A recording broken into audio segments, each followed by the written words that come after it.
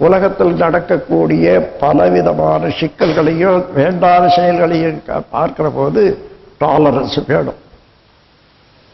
அதனால அதுக்கு மேல என்ன செய்யணும், இப்ப என்ன தேவை, என்னால என்ன செய்ய முடியும்னு பாருங்க. முடிந்த வரையில செய்யற போதுதான் அதாவது ஹார்மனியா இருக்கும், அதாவது இயல்பாக சங்கடம் இல்லாத இருக்கும். முடியாததை செய்யணும் என்று முயற்சிக்கிற போது உடல் கட்டு போடும், மனம் கட்டு போடும். ஏன்னா அது வெற்றி பெறாது. வெற்றி பெறாத போது மனம் கட்டு போகுது. அதனால உலகத்தை அறியறதுக்குத்தான் இப்போ உட்கார்ந்தோம், அறிந்து கொண்டோம். அப்ப அதுக்கு மேலாக என்னுடைய ஆற்றல் என்ன, இதை வைத்துக்கொண்டு உலகுக்கு நான் என்ன செய்ய முடியும் என்று நீங்க யோசனை பண்ணீங்கன்னா திட்டவட்டமாக இதைத்தான் செய்ய முடியும். அது வரைக்கும் செய்யுங்க. இப்போ சிறந்தவர்களை பத்தி பேசுறேன். அப்போ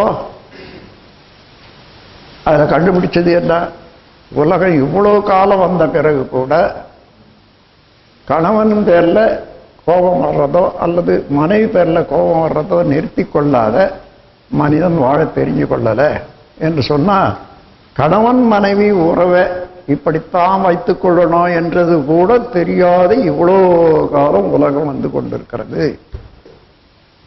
அதற்காகத்தான் இப்போ அகத்தாய் பயிற்சின்னு வச்சு ஒவ்வொரு இடத்துலையும் 6 குணங்களை பற்றி நாம் சிந்திக்கிறோம். 6 குணங்களை அடியோட மாற்றிட முடியுமானா மாற்ற முடியாது. சீரமைப்பு தான். அதனால்தான் சீரமைப்பு, அருகுண சீரமைப்புன்னு தான் சொல்றேன் நான். அருகுணம் ஒழித்து விடுதல் இல்லை. அப்படி என்ன செய்ய வேண்டுமோ அது வரையில முயன்று நம்முடைய செயலை செய்து வரணும்.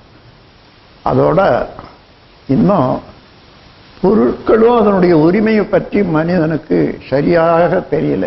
பொருட்கள் என்பது வாழ வேண்டிய காலத்தில் வேணும்.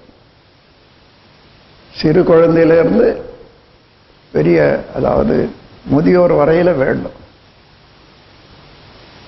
யாராயிலும் தனக்கு வேண்டிய அத்தனையும் செய்து சக்தி இருக்குதா? போட்டுக்கிற சொக்கா, துணி, நாம் இருக்கிற வீடு, எதை எடுத்து பார்த்தாலும் எதாயிலும் நாம் செய்தோமா? அப்ப எப்படி வந்தது? உலகம் முழுவதும் உள்ள மக்கள் குலம் இன்றைய அறிவு இல்லாத அதுக்கு முன்னதாக இருந்த அறிவு நிலையை கூட வைத்துக்கொண்டு தொடர்ந்து வரக்கூடிய ஆற்றலால உற்பத்தி செய்த பொருட்கள் அத்தனையும் யார் எங்க இருந்தாலும் ஒருத்தருக்கு அவங்க பங்கு வந்து எடுத்துப்போம். நீங்க சும்மா வேலை செய்தாலும் செய்யா போனாலும் சாப்பாடு கிடைச்சி போச்சு. எப்படி வருது?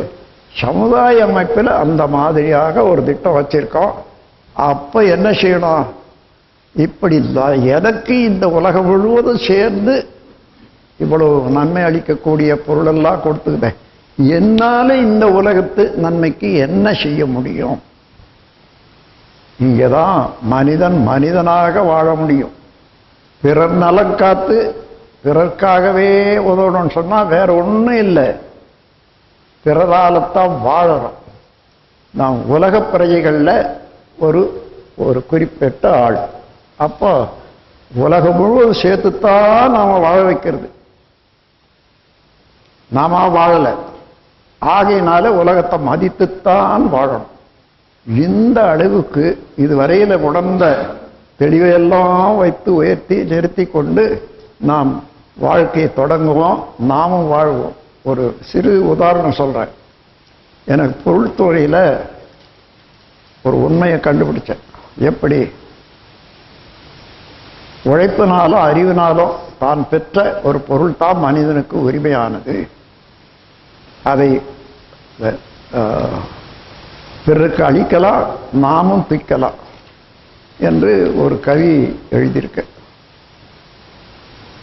அந்த கவியின்படி அப்படியே தான் நான் எழுதின எழுத்துக்கெல்லாம் பேசுகிற பேச்சுக்கெல்லாம் சாதாரணமாக அதை தவிர்த்து ஒரு மேலோட பேசுறது இல்லை, மேலோட நடக்கிறது இல்லை. எல்லாம் எழுதிட்டதோ அது என்னண்ட இருந்தால் தான் எழுதுவேன். அப்படி பார்த்தீங்கன்னா ஒரு நாள் மெட்ராஸ்லேருந்து தெற்க போயிட்டு இருக்க ஒரு மெயிலில் அது விழுப்புரத்தில் வந்து நிற்குது. அப்போல்லாம் எல்லாம் இது மாற்றுவாங்க, என்ஜின் மாற்றுவாங்க. அரை மணி நேரம் ஆகும். வெந்து போகிற மாதிரியா இருந்தது. சரி, நான் கொஞ்ச நேரம் உலாத்திட்டு வரலான்னு வேற உலாத்திட்டு வர்றேன். எழுந்து முதல்ல போகிறேன்னு அப்போவே பார்த்தா ஒரு 8 காசு பழன்னு பிளாட்ஃபாரத்தில் இருக்குது. கொஞ்ச நேரம் விட்டு பார்த்தா இது கொஞ்ச நேரம் அப்படியே போயிட்டு வந்து இந்த மாதிரி 8 இன்னைக்கு கிடைச்சிது. இல்லையே, யாரோ யாருக்காக வச்சிருக்காங்க, எடுக்கிறது அவர் திருடு. அங்கேயே திரும்பி வந்து எந்த இடத்துல அதை எடுத்தனா அந்த இடத்துல அதை வச்சுட்டேன். ரொம்ப திருப்தியாக போச்சு மனசுக்கு. இப்ப நினைச்சாலும் திருப்தியா தான் இருக்கு. என்ன, என் உழைப்பாலும் அறிவின் திறனாலும் பெற்ற எப்பொருளும் எனக்கு உரிமை என்பதுதான் நீதி எழுதியாச்சு.